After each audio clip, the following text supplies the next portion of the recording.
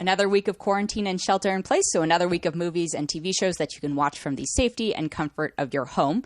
The first of which is My Spy, and this technically, I think, came out maybe in theaters for like a day. I'm not sure. It was one of the movies that unfortunately fell victim to release times, staggered release types of stuff, so it's actually going to be on streaming. It's supposed to be on Amazon Prime.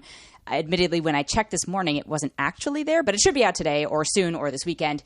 It stars Dave Bautista, Kristen Schaal, Parisa Fitz-Henley, Chloe Coleman, and Jeong. And the premise is there's like a little kid. It's a mismatched comedy about a little kid, and Dave Bautista is a CIA agent who's assigned to surveil her, and then hijinks ensue, and they have an unlikely friendship. Blah blah blah. Nothing super creative. I have two big things. I love Dave Bautista. I think he's very charming. I think he's very watchable, but I feel like the projects he's picking for himself, not Guardians of the Galaxy, like Guardians of the Galaxy excluded, are just not doing him service because he keeps trying to play this like Drax-esque straight man. There's a lot of comedy based on the fact that, of course, he is a huge hulking human being. He's very physically impressive, imposing, but he plays characters that are, either have a softer side or the comedy is trying to play off of that. But I feel like he is just so uncomfortable in those performances, and then the discomfort is not translating, and it's not a character choice, it's just discomfort, and therefore it's not really doing anything for the audience. Like, there are supposed to be funny moments playing, like, there's supposed to be some awkward fun moments about his physicality and like he can't dance and all this stuff, and it didn't click for me. I feel like the chemistry between the characters was very uncomfortable. Some of the better moments were when he was trying to be earnest. And so I'm going to go a little bit, hopefully isn't spoilers, but basically the girl figures out that he and Kristen Schaal is another CIA agent, and this little girl figures out that he and Kristen Schaal are surveilling her, and therefore like essentially extorts them into being her friends, and cute relationship forms, and then the girl tries to get him to hook up with her mother, which is weird. It's weird, but it's not something we haven't seen before. It's like that missing parent, like, hey, look, here's somebody in your life. Those moments are kind of cute, and they felt slightly more earnest and slightly more organic than the other moments of trying to force like the comedy into place. The biggest question I had for this movie, though, is like, who is this for? So it's rated PG-13, but it centers around a fourth grader. And I feel like a fourth grader who's, 9? Like, I feel like that's too young of a character for an audience, like a younger audience. I guess this could be for adults, but it centers around a kid, so it's like it's not really aimed at adults, and it's not made for younger children because it is rated PG-13. So like, if I was still 13, I don't think I would have felt this movie was cool, and I don't think I would have particularly wanted to go see it. Like, I wouldn't have really cared because I'd be like, oh, it's about a fourth grader. I don't care. I'm in middle school. Whatever. If I was a young kid, or if I was the parent of a young kid, I would say like, no, you can't watch this because there is a surprising amount of swearing in it. And if I was an adult, I'd just be like, I don't really care. It's a kid's movie. So I don't know who they were trying to target with this. And that's, I think, part of the problem. The other weirdest part about it is it keeps referencing other movies, but then being self-aware about those references. And it really started to bother me by the end. I was like, is that all you have going? Did you write this movie just so you could write in scenes that exist in other movies, like homages to other movies? Like, I'm sad to say I don't recommend this movie. Again, I love Dave Bautista, but I'm sorry to say it was not funny or entertaining enough to justify the runtime of it. And it isn't a particularly long runtime, but it felt stilted and wooden. I'm only going to give it 2.6 out of 5. The other film I have this week is called Extraction, and in a similar kind of vein in that it pairs up a military blah blah blah dude and like there's a kid involved, and in this case it's on Netflix and it is available now and it's streaming.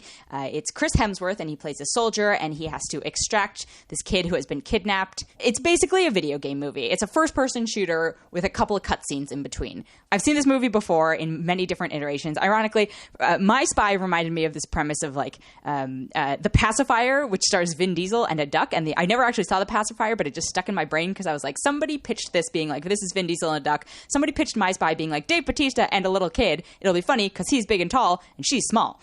And then somebody pitched Extraction being like, it's like a video game. Or it's going to be like, oh, you're fan, he's the best fighter ever and he's going to fight his way out of all these stuff. Like, I was like, this is just a bunch of video game levels strung together.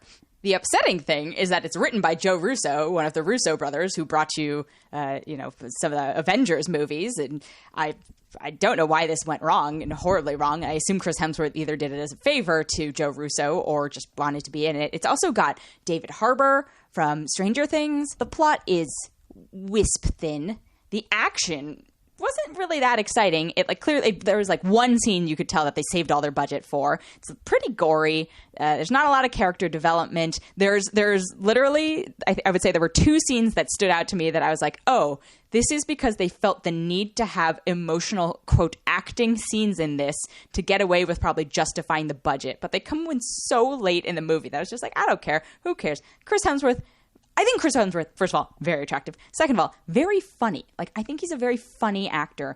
And I think this is him trying to be an action hero again. And he had another movie a couple of years ago, 12 Strong, which was a similar, again, playing it straight action movie. And it's just, he can't hold it down. And I'm sorry, like, he can't hold it down. So I don't know why he keeps picking these kind of cookie cutter. They're very cookie cutter military roles. He looks the part, but he's not being put to his best use acting the part. And again, then David Harbour is in it for whatever, and it must be like a Netflix contract thing. Overall, I feel like this is like you could put it on the background. The one thing that did bother me about, I was kind of like, I was watching it, but at a certain point my attention started to drift. The sound mix, and maybe it's just my TV, but the sound mix is really off. So like when they're talking very briefly, it's very quiet, and then it would cut immediately to an action scene, and like the bullets flying were so loud, and I felt really bad because, we're all trapped inside. Like you want to be conscious of your neighbors and the sound. And I was just like, so I just had to constantly sit there and sound mix it to prevent it from being too loud. But the fact that was like the only thing that I was noticing about it is just whatever. And again, I feel like it's a video game type movie, first person shooter. And it's also a movie where they're like, how do we get a bunch of creative deaths? Like, how do we get a bunch of creative murders in here? And then they work backwards and like throw a plot in there. So you could maybe put this on at a background and it'd be whatever. I'm going to give this also a 2.6 out of 5. And then two things to briefly put on your radar. I'm not going to go into super deep reviews of them, but if you have Netflix, there's a show that just came out called The Midnight Gospel, and it's from Pendleton Ward, who created Adventure Time, and Duncan Trussell, who I think is mostly known for his podcasting.